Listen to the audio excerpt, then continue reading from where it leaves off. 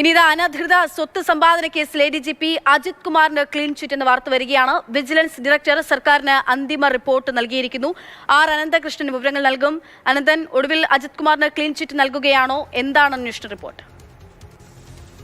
അനധികൃത സ്വത്ത് സമ്പാദനവുമായി ബന്ധപ്പെട്ട് വിജിലൻസ് ADGP MR അജിത് കുമാറിനെ എതിരെ നടത്തിയ അന്വേഷണം, ആ അന്വേഷണം നേരത്തെ പൂർത്തിയായതാണ്. ആ അന്വേഷണവുമായി ബന്ധപ്പെട്ട് സർക്കാരിന് വിജിലൻസ് ഡയറക്ടർ റിപ്പോർട്ട് സമർപ്പിച്ചു. ആ റിപ്പോർട്ടിൽ വ്യക്തമാക്കുന്നത് ഈ ആരോപണത്തിൽ ഉയർന്നതുപോലെ ഉള്ള കാര്യങ്ങൾ, ഈ അനധികൃത സ്വത്ത് സമ്പാദനവുമായി ബന്ധപ്പെട്ടുള്ള കാര്യങ്ങൾ കണ്ടെത്താൻ കഴിഞ്ഞിട്ടില്ല എന്നാണ്. ADGP MR അജിത് കുമാറിന് പൂർണ്ണമായും ക്ലീൻ ചിറ്റ് നൽകുന്ന റിപ്പോർട്ടാണ് വിജിലൻസ് ഡയറക്ടർ സർക്കാരിന് സമർപ്പിച്ചിരിക്കുന്നത്. വീട് നിർമ്മാണം, കവടിയാറിലെ വീട് നിർമ്മാണം, ഫ്ളാറ്റ് വാങ്ങൽ, സ്വർണ്ണക്കടത്ത് അടക്കമുള്ള കാര്യങ്ങളിലാണ് വിജിലൻസ് അന്വേഷണം നടത്തിയത്.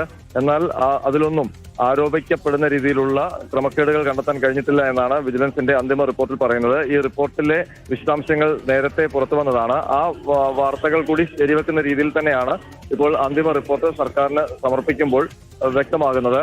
PV അൻവറിന്റെ ആരോപണത്തെ തുടർന്നാണ് MR അജിത് കുമാറിനെതിരെ വിജിലൻസ് അന്വേഷണം നടത്താൻ സർക്കാർ തീരുമാനിച്ചത്. വിജിലൻസ് എൻക്വയറി ആയിരുന്നു നടന്നത്.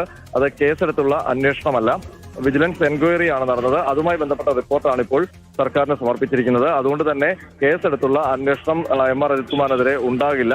മാത്രമല്ല, MR അജിത് കുമാറിന് ഇനി മറ്റ് ഔദ്യോഗികമായ പദവികൾ അല്ലെങ്കിൽ സ്ഥാനക്കയറ്റം അടക്കമുള്ള കാര്യങ്ങൾ ലഭിക്കുന്നതിനും തടസ്സമില്ല. അതെ, അത് തന്നെയാണ്. എന്തായാലും ഈ DGPയുടെ സ്ഥാനത്തേക്ക് സർക്കാർ മുന്നോട്ട് നൽകിയിട്ടുള്ള, കേന്ദ്രത്തിന് മുന്നിൽ വെച്ചിട്ടുള്ള പേരുകളിലൊന്ന് അത് അജിത് കുമാറിനത് കൂടിയാണ്. എന്തായാലും നിലവിൽ ഇപ്പോൾ PV അൻവർ ഒരുപാട് ഉന്നയിച്ചിരിക്കുന്ന ഈ അനധികൃത സ്വത്ത് സമ്പാദനം, അതിൽ കൂടിയാണ് വിജിലൻസിന്റെ അന്വേഷണത്തിൽ ക്ലീൻ ചിറ്റ് അജിത് കുമാറിന് ലഭ്യമാവുന്നത്. അനന്തകൃഷ്ണൻ വിവരങ്ങൾ നൽകിയത്.